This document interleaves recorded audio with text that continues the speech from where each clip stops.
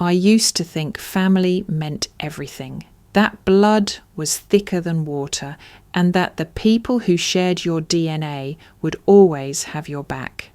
Boy, was I wrong. My name is Patricia, and this is the story of how I went from being the family disappointment, the antique shop girl they'd whisper about at holiday dinners, to a woman worth $15 million who finally found the courage to slam the door on the people who never saw my worth. You know that feeling when you walk into a room and the conversation suddenly stops? When you can practically hear the eye rolls and feel the judgment radiating from every corner. That was my entire childhood, and honestly, it followed me well into my 30s. While my golden child sister, Emma, was getting her MBA and landing corporate jobs that made my parents beam with pride, I was the one rummaging through estate sales and spending my weekends in dusty antique shops. Patricia's going through her phase, my mother would say to her friends, as if my passion for historical artifacts and vintage furniture was some kind of rebellious streak I'd eventually outgrow. My father was even worse. He'd introduce me as our daughter who plays with old things with this patronizing smile that made my skin crawl. Meanwhile, Emma was our successful daughter, the one with the real career. The thing is, I genuinely loved what I did. There's something magical about holding a piece of history in your hands, about understanding the craftsmanship and story behind objects that have survived decades or even centuries. While everyone else was focused on the latest trends, I was developing an eye for pieces that would only become more valuable with time. But try explaining that to a family that measured success solely by salary figures and corporate titles. Every Thanksgiving, Christmas, and family gathering was the same routine. Emma would regale everyone with stories about her latest promotion or business deal, and then all eyes would turn to me with that mixture of pity and embarrassment. "And how's the shop going, Patricia?" they'd ask, the same way you might ask about someone's unfortunate medical condition. I learnt to keep my mouth shut about the incredible finds I was making, the relationships I was building with collectors and auction houses, the knowledge I was accumulating about everything from Victorian jewellery to mid-century modern furniture. What was the point? They'd already decided I was the family failure, and nothing I said would change their minds.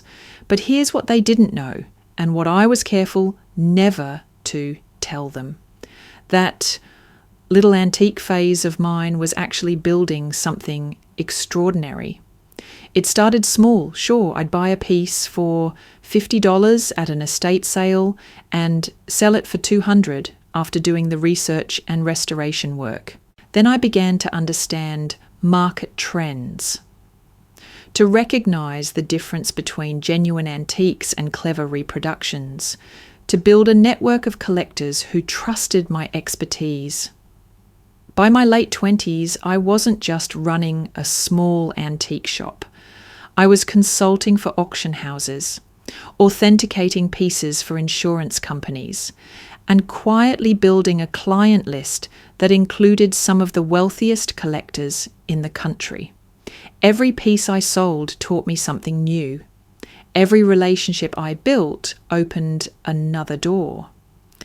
And every profit I made went right back into acquiring better, more valuable inventory. The beauty of the antique business is that it's not flashy. You're not driving around in a company car or wearing expensive suits to impress clients. Success in my world looked like having the patience to wait 3 years for the right buyer, the knowledge to spot a genuine Chippendale among a room full of reproductions, and the network to connect a 1920s Art Deco necklace with a collector who'd been searching for exactly that piece for decades.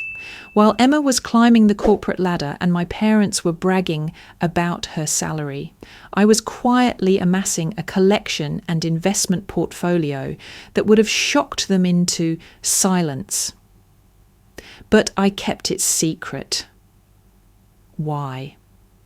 Because I'd learned early that sharing good news with my family was like feeding ammunition to people who'd already decided you were a failure. They'd find ways to diminish it, to explain it away, or to somehow make it about Emma instead. The irony is that my unsuccessful career choice had given me something Emma's corporate job never could: true independence.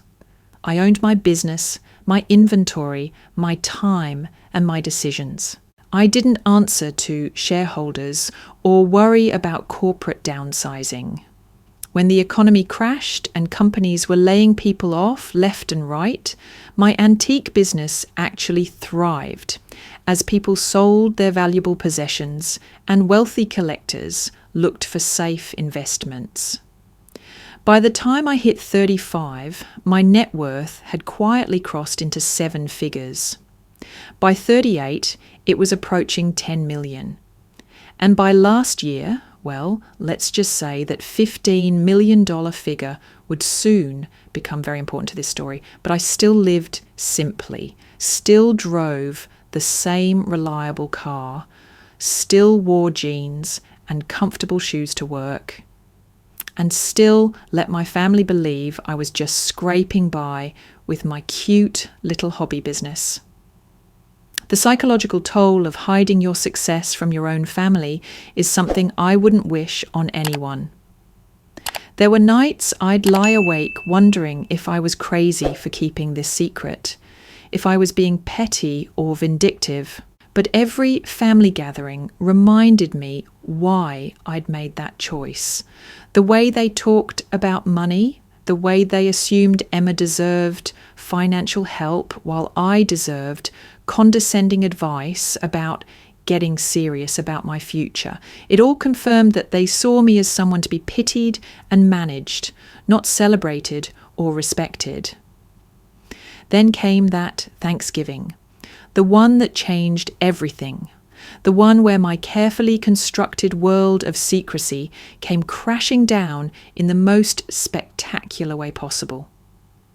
I should have known something was different the moment I walked into my parents' house. Usually, I'm greeted with the standard mix of obligation and slight disappointment, the kind of reception you give someone you love but don't really respect.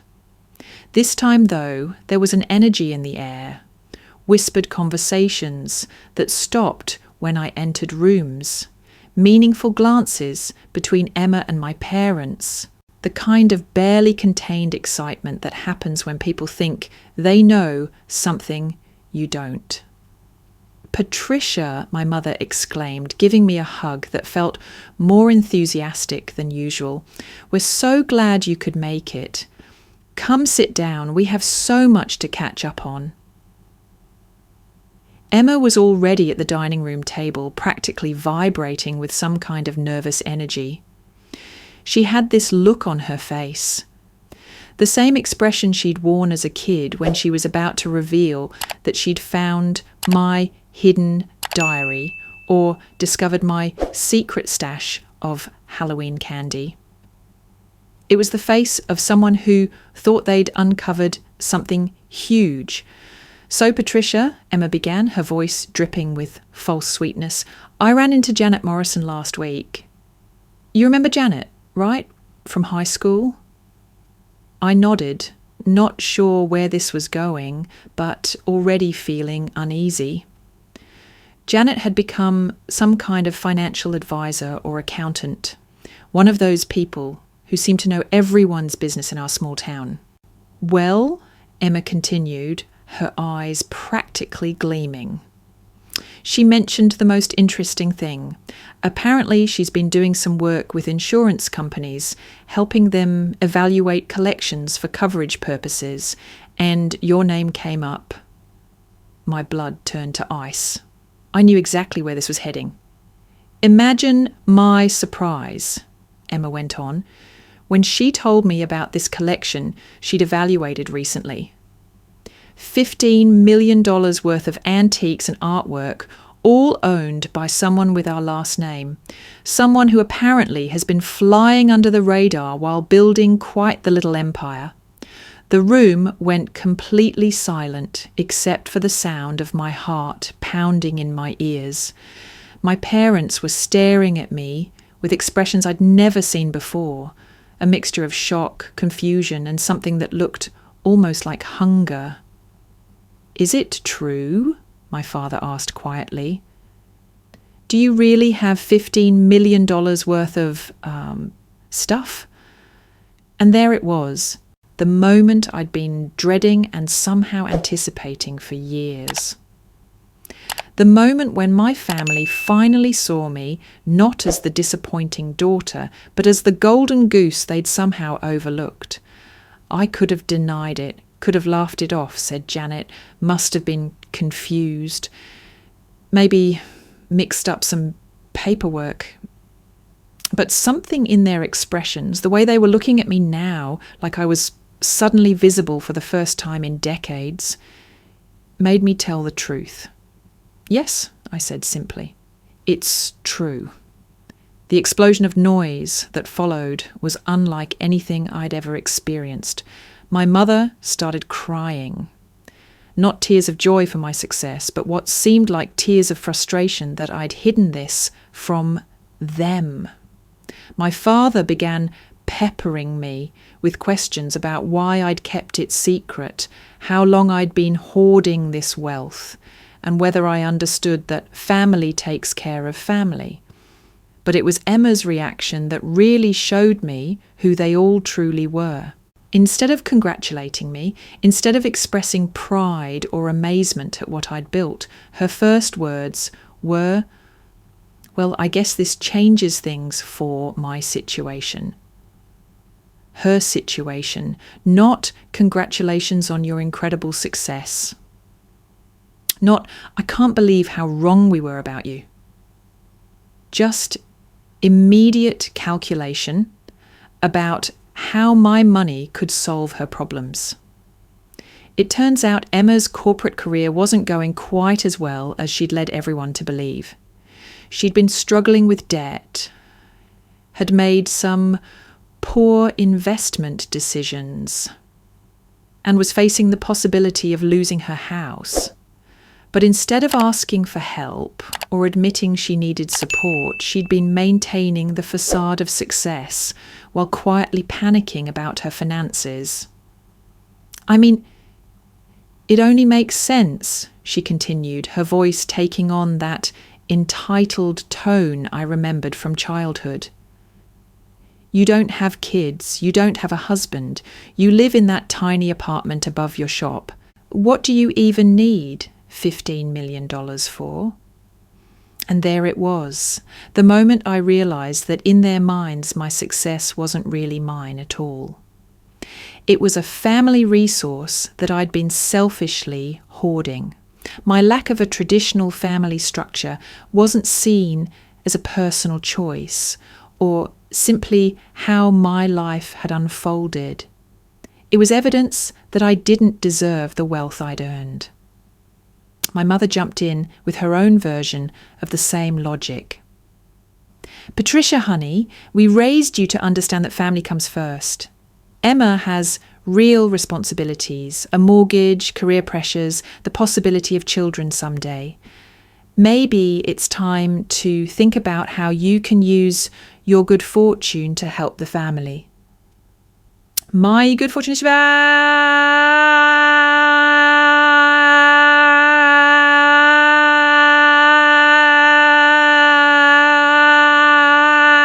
finally finding my voice. "You think this was luck? You think I just stumbled into $15 million worth of assets?" But they weren't really listening. They were already planning, already calculating, already dividing up what they now saw as family money that I'd been temporarily holding on to. Emma pulled out her phone and started showing me her debt situation, her mortgage statements, her credit card bills. Not as someone asking for help, but as someone presenting evidence for why she deserved a portion of my assets. My parents nodded along, adding commentary about how family helps family and how I'd always been the lucky one who didn't have real responsibilities. The lucky one. After decades of being treated like the family disappointment, I was suddenly the lucky one. That's when something inside me snapped. Not into anger, not yet, but into a clarity I'd never experienced before. I was seeing my family with completely new eyes. Understanding for the first time that their love had always been conditional on what I could provide for them. When they thought I had nothing to offer, I was dismissed and pitied. Now that they knew I had something valuable, I was suddenly visible, but only as a resource to be tapped. "I need some time to think about this," I said quietly, standing up from the table. "Think about what?" Emma demanded. "Think about helping your own sister when you have more money than you could ever spend." "I need to think," I repeated, "about what kind of family demands money from someone the moment they discover that person has been successful." The room went silent again, but this time it was a different kind of silence. This was the silence of people who'd just been called out for their naked greed and didn't know how to respond. I left that Thanksgiving dinner with my mind racing and my heart breaking. The drive back to my small apartment above the antique shop felt like the longest trip of my life. Everything I thought I knew about my family, everything I'd told myself about why I kept my success secret, everything I'd believed about blood being thicker than water, it was all crumbling around me. But something else was happening too. For the first time in my life, I was seeing myself through my own eyes instead of theirs. I wasn't the family disappointment. I wasn't the lucky one who'd stumbled into wealth. I was a woman who'd built something extraordinary through intelligence, hard work, and determination. I was someone who'd turned a passion into a multi-million-dollar enterprise while everyone around me was convinced I was wasting my life. And now they wanted to take it from me. That night, I sat in my office above the shop, surrounded by the fruits of decades of careful collecting and strategic investing. And I made a decision. I wasn't going to let them guilt me into giving away what I'd earned. I wasn't going to apologize for my success or justify why I deserved to keep it. And I certainly wasn't going to reward their lifetime of dismissal and condescension by making their financial problems disappear. But I also knew that saying no to my family, especially when they felt entitled to my assets, wasn't going to be simple. Emma wasn't the type to take rejection gracefully, and my parents had already shown that they saw my money as a family resource. They were going to push, and they were going to make this as difficult and emotionally manipulative as possible. That's when I realized I needed help. Real help from professionals who understood both the financial and emotional complexities of what I was dealing with. The next morning I called my lawyer, the same attorney who'd helped me structure my business and manage my investments over the years. "They think they're entitled to it," I explained after telling him about the Thanksgiving revelation. "Not asking for help, not requesting a loan. They think I should just hand over millions of dollars because we share DNA." He wasn't surprised. Apparently, sudden wealth revelation within families was more common than I'd realized, and it rarely ended well. The first thing we need to do, he said, is make sure your assets are protected. If they're going to pressure you, we want to ensure that pressure can't turn into legal action or financial manipulation. Over the next few days, I assembled what I started thinking of as my protection team. My lawyer, my accountant, a financial advisor who specialised in asset protection, and, on their recommendation, a therapist who had experience with family financial dynamics and emotional manipulation. Each conversation confirmed what I was beginning to understand. My family's reaction wasn't unusual, but it was toxic.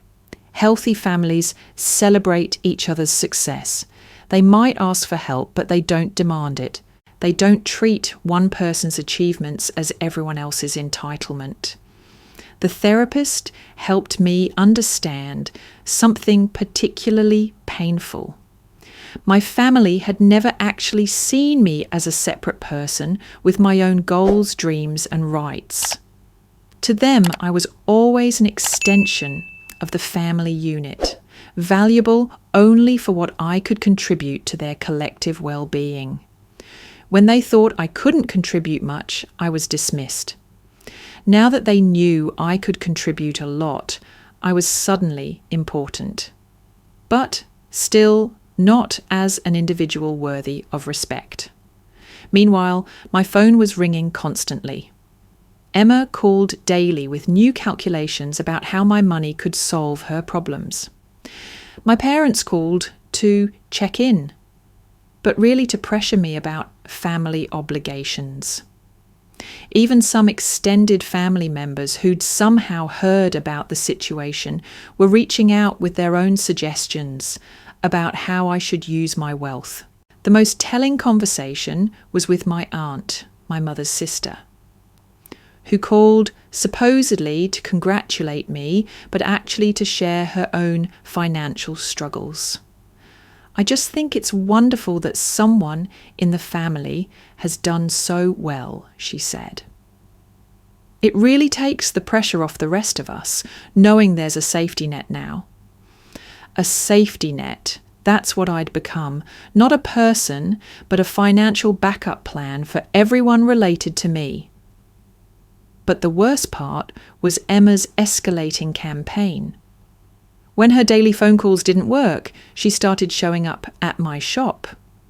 When I refused to discuss money during business hours, she began bringing friends and family members to help me understand why she needed my financial support. She presented her case like a business proposal, complete with charts and spreadsheets showing how giving her $2 million would solve all her problems and still leave me with more than enough. She talked about the stress her financial situation was causing, the impact on her health, the unfairness of her struggling while I had more money than I knew what to do with. What she never talked about was congratulating me on my success. What she never mentioned was pride in what I'd accomplished. What she never acknowledged was that this money represented decades of hard work, careful decisions, and calculated risks that had paid off. The breaking point came 2 weeks after Thanksgiving, when Emma arrived at my shop with our parents in tow. They'd clearly planned this intervention, complete with talking points about family loyalty and shared responsibility. My mother even brought up my childhood, reminding me how the family had supported me through my difficult phases and how it was time for me to give back. "We're not asking you to give away everything," my father said, as if he was being incredibly reasonable. "We just think Emma deserves a chance to get back on her feet, and you're in a position to help." "Deserve," I repeated. "She deserves my money?" "She deserves family support," my mother corrected, but the meaning was the same. That's when I realised that no amount of explaining, reasoning, or boundary setting was going to work. They weren't listening to me as a person with rights and feelings and her own financial security to consider. They were negotiating with what they saw as a selfish family member who was hoarding resources that should be shared. I looked at these people, my parents, who'd spent decades making me feel small and unsuccessful, my sister, who'd never once acknowledged my achievements, but now felt entitled to the fruits of my labour, and I felt something I'd never experienced before. Not anger, not hurt, not even disappointment, just clarity. "No," I said simply. "What do you mean, no?" Emma demanded. "I mean, no. I'm not giving you my money. I'm not solving your financial problems. I'm not apologising for being successful while living quietly about it. Just no." The explosion that followed was immediate and vicious.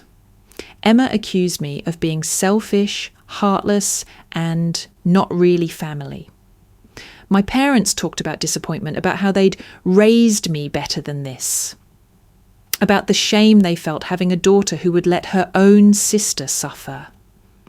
But for the first time in my life, their words didn't penetrate. I wasn't absorbing their disappointment or internalizing their criticism. I was seeing it for what it was: manipulation tactics designed to make me feel guilty for having boundaries. "I think you should all leave," I said quietly. "We're not leaving until you agree to help Emma," my father declared. "Then I'm calling the police," I replied, reaching for my phone. They left. But as they walked out of my shop, Emma turned back with a look of pure hatred. "This isn't over, Patricia. Family is family, whether you like it or not." That night, I sat in my apartment, surrounded by the antiques and artwork that represented my life's work. And I made a decision that would change everything. I wasn't just going to say no to their demands. I was going to protect myself completely from the emotional and financial manipulation they were planning to unleash. It was time to close the door on them completely. And I had a feeling that when I did, they were going to discover just how much their unsuccessful daughter had been worth to them all along. The weeks following that confrontation at my shop were unlike anything I'd ever experienced. Emma's parting words, "This isn't over," turned out to be prophetic. What I thought would be the end of their demands was actually just the beginning of an all-out campaign to break down my resistance. The phone calls started immediately, not just from Emma, but from relatives I hadn't heard from in years, all suddenly concerned about family unity and my responsibility to help. My cousin Jake, who'd never shown any interest in my life, called to tell me about his own financial struggles and hint that surely I could spread the wealth around. My grandmother, who was 92 and barely remembered my name half the time, somehow called to lecture me about family loyalty. But it was the coordinated nature of these calls that really opened my eyes. They all used similar phrases, similar arguments, similar emotional manipulation tactics. Emma had clearly briefed everyone on exactly what to say to make me feel guilty. It was like being attacked by a small army, all reading from the same script. The most manipulative call came from my Uncle Tom, my father's brother, who started by congratulating me on my success. For about 30 seconds, I thought maybe one person in my family was actually proud of what I'd accomplished. Then he launched into a story about how he'd helped pay for my college textbooks 20 years ago, a loan of maybe $300 that I'd forgotten about, and suggested that now, would be a good time for me to show the same generosity on a scale that matches your current situation. $300, 20 years ago, and he was using it to justify asking for what amounted to a bailout for Emma. But the phone calls were just the beginning. Emma escalated to showing up at my shop during busy periods, creating scenes in front of my customers. She'd arrive in tears, talking loudly about how her own sister was letting her lose her house while sitting on millions of dollars. The first time it happened, I was so shocked that I actually tried to calm her down and get her to leave quietly. The second time, I realized it was a deliberate tactic. She was trying to embarrass me into compliance, using my business reputation and customer relationships as leverage. That's when I installed security cameras and started documenting everything. My lawyer had been right about the importance of documentation. Every phone call, every visit, every text message was being recorded or saved. What started as protection was becoming evidence of a harassment campaign that was escalating beyond anything I would have imagined from my own family. The social media campaign was particularly vicious. Emma started posting vague messages about family betrayal and blood being thicker than water. That anyone who knew our situation would understand was about me. She shared articles about wealth inequality and family responsibility, always with comments like, "Some people forget where they come from." But the post that really showed me who I was dealing with was a long emotional essay about her financial struggles, posted with a picture of her looking stressed and exhausted. She talked about working multiple jobs, about the fear of losing her home, about feeling abandoned by the people who should care most about her welfare. She never mentioned my name, but the implication was clear. Her sister had the power to solve all these problems and was choosing not to. The comments were brutal. People I'd known my entire life were calling me selfish and heartless. Former classmates were sharing stories about families who'd helped each other through tough times. A few people even tagged me directly, asking how I could let this happen to my own sister. What hurt most was that some of these people knew me, knew my business, knew that I'd quietly helped community members over the years. I'd donated anonymously to local charities, helped elderly customers who couldn't afford the full price of pieces they loved, even paid for repairs to the community centre where I'd learned to appreciate antiques in the first place. But none of that mattered now. Emma's narrative was simple and compelling. Rich sister abandons poor sister. That's when I realised I needed to stop playing defence and start taking control of the situation. The harassment wasn't going to stop because they were counting on wearing me down, making my life so miserable that giving them money would seem like the easier option. They were betting that I'd eventually cave under the pressure. They bet wrong. My first call was to a private investigator my lawyer recommended. If Emma was going to make public claims about her financial situation, I wanted to know the truth about how she'd gotten into debt and whether her sob story matched reality. What he found was illuminating. Emma hadn't just made poor investment decisions, she'd been living far beyond her means for years. The corporate job she bragged about paid well, but not well enough to support the lifestyle she'd been maintaining.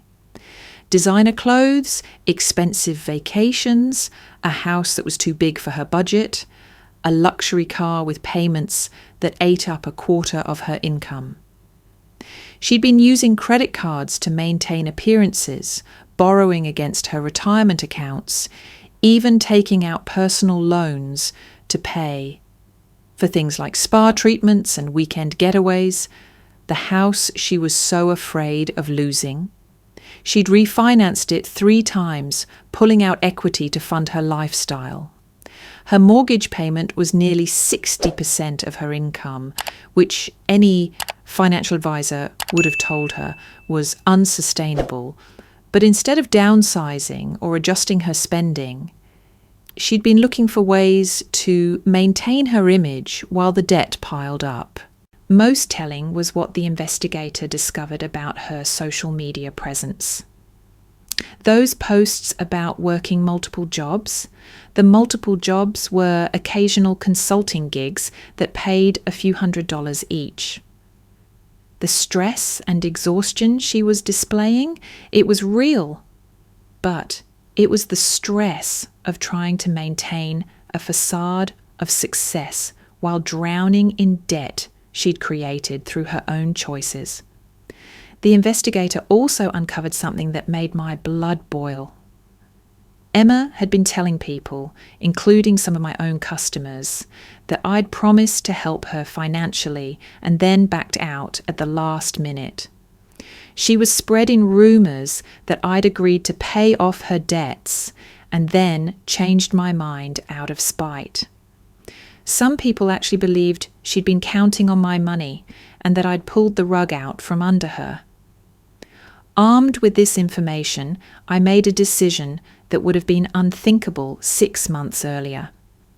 I was going to fight back publicly, not with Emma's tactics of emotional manipulation and social media drama, but with facts and truth.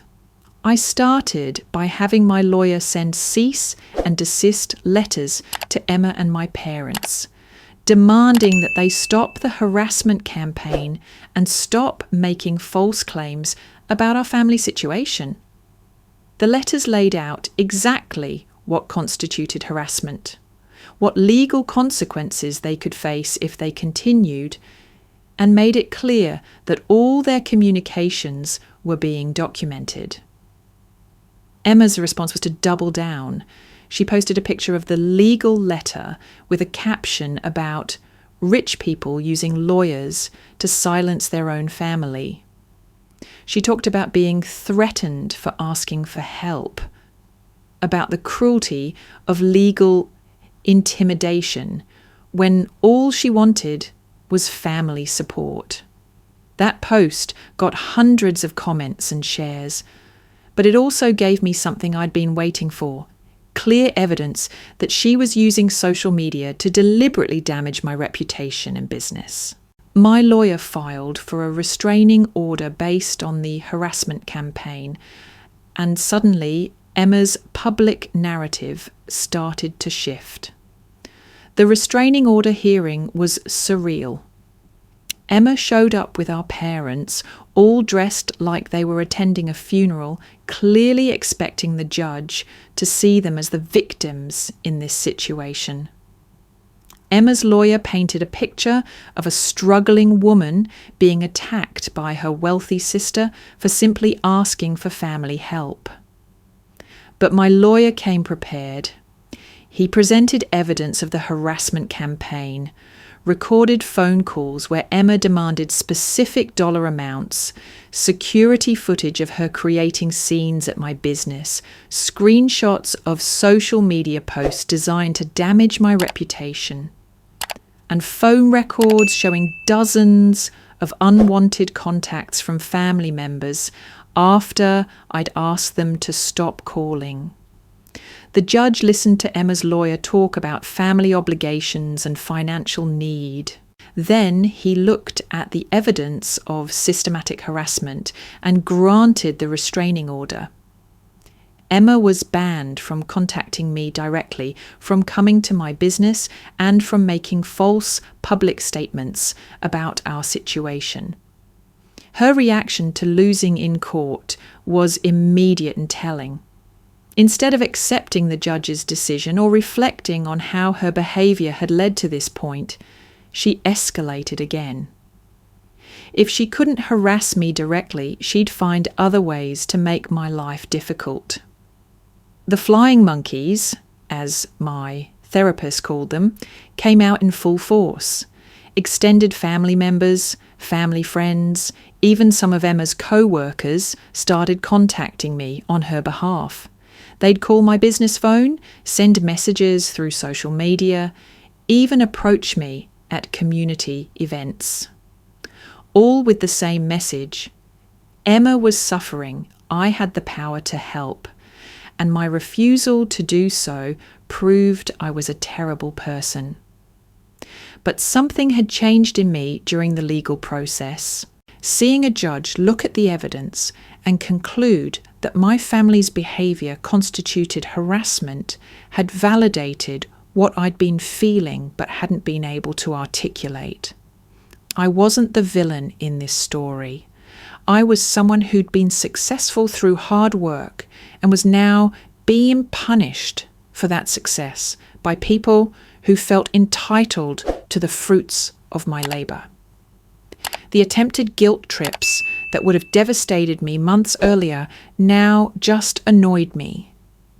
When my mother's friend called to tell me how disappointed my mother was, I simply said, then she should have thought about that before participating in a harassment campaign against me.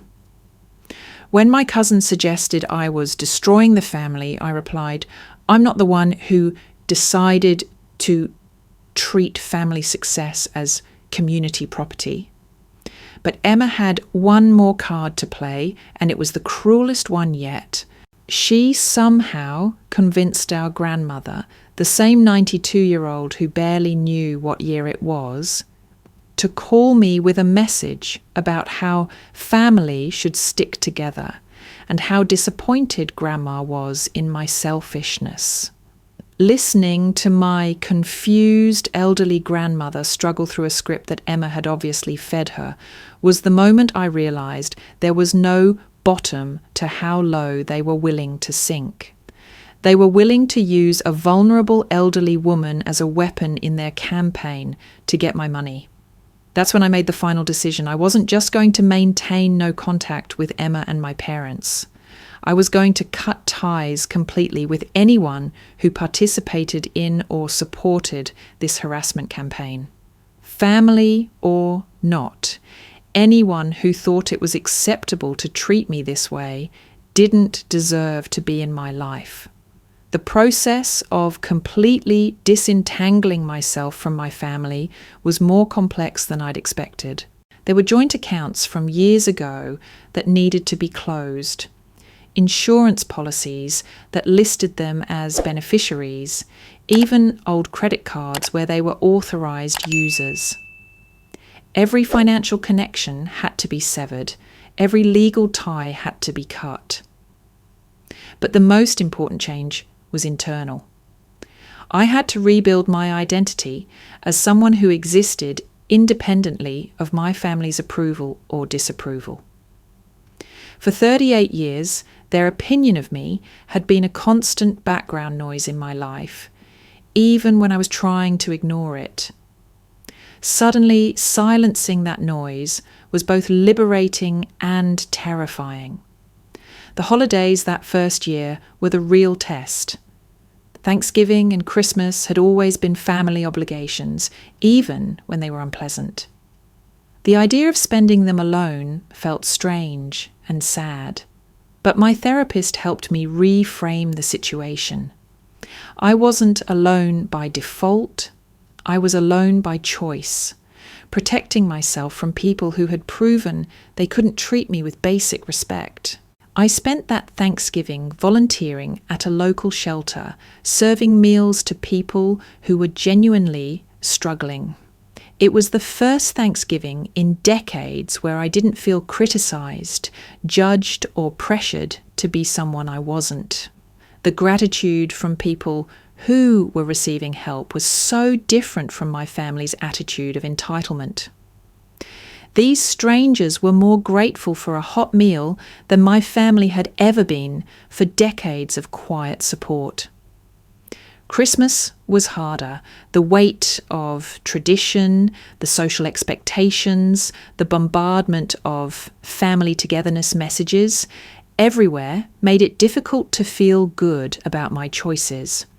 But I spent the day organising and cataloguing my collection, surrounded by beautiful objects that represented my life's work and passion. For the first time, I felt proud of what I'd built instead of defensive about it. The new year brought unexpected validation. Several of my customers who had witnessed Emma's scenes at my shop went out of their way to tell me they admired how I'd handled the situation. One elderly collector, who'd become something of a friend over the years, said something that stuck with me. Family that only wants you for your money isn't really family at all. Business was actually improving. Without the stress and distraction of family drama, I had more energy to focus on finding exceptional pieces and building relationships with serious collectors. Word was spreading about my expertise and integrity, and I was attracting clients who appreciated both my knowledge and my discretion. But the most significant change was in how I saw myself. The woman who'd spent decades apologizing for her success and hiding her achievements was gone. In her place was someone who could talk confidently about her expertise, who could charge premium prices for premium work, who could walk into high-end auction houses and be recognized as a serious player in the antique world. The financial freedom I'd always had was finally matched by emotional freedom. Without family obligations draining my energy and undermining my confidence, I could make decisions based purely on what was best for me and my business. I started travelling to estate sales and auction houses around the country, building relationships with dealers and collectors I'd only known through phone calls and emails. My world was expanding just as my family connections were contracting. And the trade-off felt incredibly worthwhile. The final confrontation I'd been half expecting came almost a year after I'd cut contact. Emma, apparently frustrated by the legal restrictions and the failure of her proxy harassment campaign, decided to try one last direct approach. She showed up at my apartment building late one evening, technically not violating the restraining order since she didn't approach me directly, but clearly hoping to catch me coming or going. When I saw her car parked outside, I called the police and waited in my apartment until they arrived. Watching through my window as the police spoke with Emma, I felt something I hadn't expected: pity. She looked older, more desperate, clearly still struggling with the financial problems she'd expected me to solve. But she'd also looked angry and entitled, still convinced that I owed her something simply because we shared parents. The police informed her that waiting outside my building constituted harassment under the restraining order and that any further contact attempts would result in her arrest. They also told her that I'd been documenting everything and had a strong case for additional legal action if she continued. Her response, according to the police report, was to demand that they make her sister do the right thing and help with her financial problems. Even facing potential arrest, she still couldn't understand that her financial situation wasn't my responsibility or that her behaviour had made any reconciliation impossible. That night, I realised I'd been waiting for some kind of dramatic closure, some final confrontation where I could explain my position and maybe make them understand how their behaviour had affected me. But closure, I learned, doesn't come from other people acknowledging your perspective. It comes from accepting that some people will never understand and deciding to be at peace with that.